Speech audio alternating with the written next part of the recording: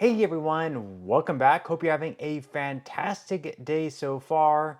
So, recently a bill was just passed through Congress, which actually increased benefits for right around 3 million Social Security beneficiaries by anywhere between $300 to $700 per month on average. Now it's just awaiting President Joe Biden's signature.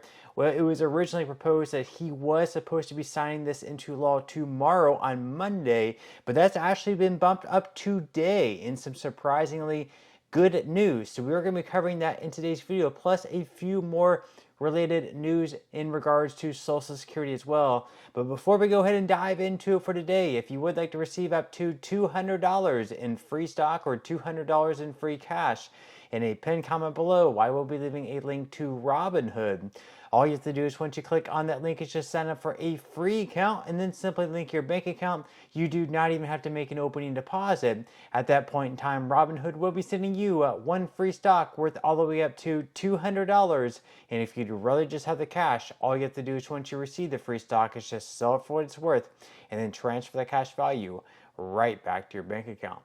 Okay, so diving right into it for today. Once again, President Joe Biden was expected to sign the Social Security Fairness Act into law tomorrow on Monday, but in a surprising move, a surprising good news that is, he is going to be actually signing that bill into law today. We are going to be covering why and also what exactly that bill is going to be doing. Once again, it is called the Social Security Fairness Act. Over the past couple months, we have been covering that bill, and it finally passed. Once again, it is a bipartisan bill, so it's really, really good news that Republicans and Democrats were at least able to come together on some sort of an issue that is going to benefit right around 3 million Social Security beneficiaries. So, according to Barron's, President Joe Biden is scheduled to sign a bill on Sunday that will expand Social Security benefits for certain government retirees but weaken the program's strained finances. The Social Security Fairness Act will repeal the Windfall Elimination Provision, or WEP.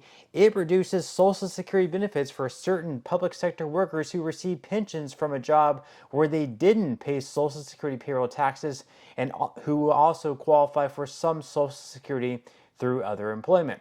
Workers subject to the WEP include certain state and local public servants such as teachers, police officers, and firefighters. In 2022, the WEP applied to around 2 million beneficiaries, or 3.1% of the total, according to the Social Security Administration. The bill will also eliminate the Government Pension Offset, or GPO, which reduces Social Security benefits for certain spouses, widows, and widowers who receive pensions from the jobs not covered by Social Security taxes.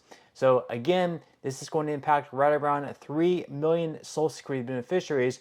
So at some point in 2025, most likely in February or March, just because the Social Security Administration is going to need some time to sort of come up with the new calculations on what you should be receiving, because all these years, if you are impacted by the WEP or GPO, your benefits were being reduced by anywhere between, let's say, like $400 all the way up to $1,000, in some cases even more than that per month. So you're going to receive an increase of maybe, let's say, like $600 for some people in 2025. And not only that, but you're also going to be receiving retroactive payments for all the months that you missed out on last year, starting all the way back in January. So for all year long, if you were supposed to receive $600 more in your check because you were impacted by the WEP or the GPO by that much, then for the whole year of 2024, you'd be receiving the $600 per month, which in your case, you're going to be receiving a lump sum payment of $7,200 for all of 2024. So that is very, very huge. And once again, Joe Biden actually wasn't supposed to sign this bill into law until on Monday, which is tomorrow, but they've actually moved that up today, most likely because of the snowstorm, the snow and ice storm that has been rolling through the Midwest, and I guess it's going to get to DC at some point on Monday, probably in the early morning. So I'm guessing that's probably why they moved that up to today, just because there wouldn't be as many people able to attend because of the snow and ice that is going to be rolling into the DC area at some point on Monday. That is according to Fox 5 here.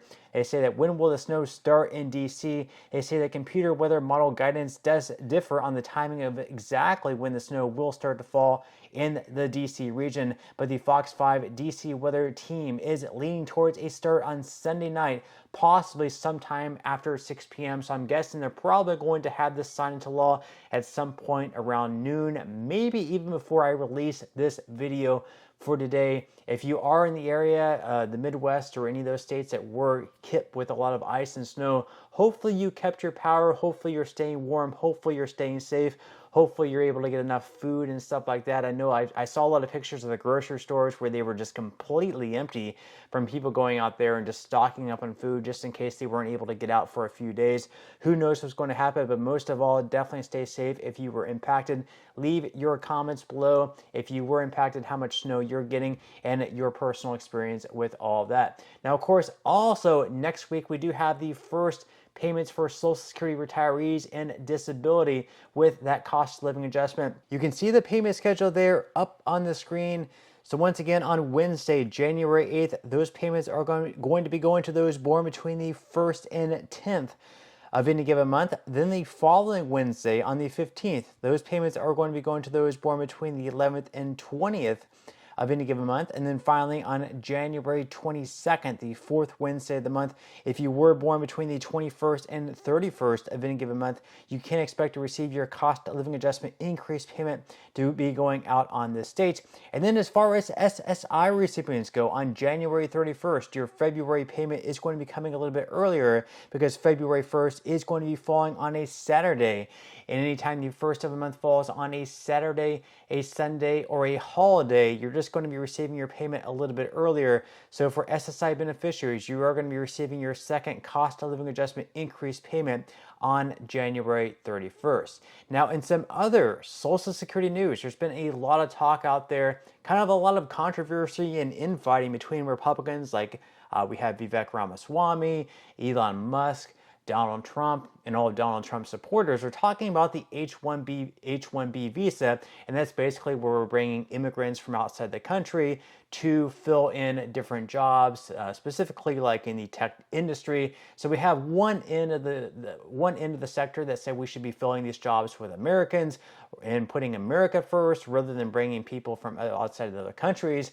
And then we have like the Elon Musk of the world who think that we should be looking outside the United States to try to bring in like the brightest people that we possibly can, much like in pro sports, where if we look at like Major League Baseball and we're seeing these huge contracts to players from like Japan that are being brought to the States to play. That's kind of like the Elon Musk thought that we should be bringing in the most talented, even if they weren't necessarily born in the United States. Now, of course, that is also perhaps one of the biggest problems with Social Security. A lot of people are saying that the reason that Social Security is declining, that the trust fund is going down, is if we're not having enough immigration, because whenever immigrants come in, at least legally, and they're paying taxes, we have more money coming into the Social Security trust fund.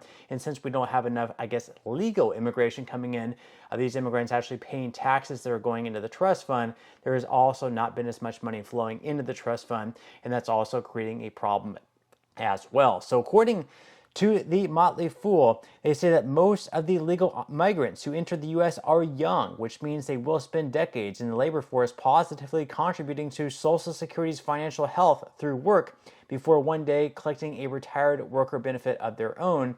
And they also go on to say here that the problem is that net migration into the U.S. has declined for 25 consecutive years between 1998 and 2023. According to data from the United Nations, the net migration rate tumbled by 58% from 6.48 per 1,000 population in 1998 to 2.748 per 1,000 population in 2023.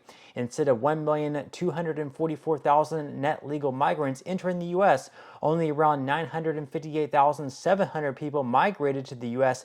in 2024, based on the current net migration rate of 2.768 per 1,000 people and an approximate U.S. population of 346.3 million people. Now, of course, who really knows what the real figure is, because a lot of people enter the country, but they aren't actually tallied because they're entering illegally. So that's a whole other issue in itself. And a lot of people who come into this country, since they're not given like green cards or here illegally, they are forced to work under the table just receiving cash. So of course this money isn't actually being taxed on at the federal level, nor is it going into the Social Security Trust Fund. So that's a whole issue in itself as well. But with that said, leave your thoughts and comments below. What do you think about increasing immigration into this country? Would it be a positive for the U.S.? Would it be a negative? Leave your thoughts and comments below, but that's all we have for today's video, and I will see you in the next one.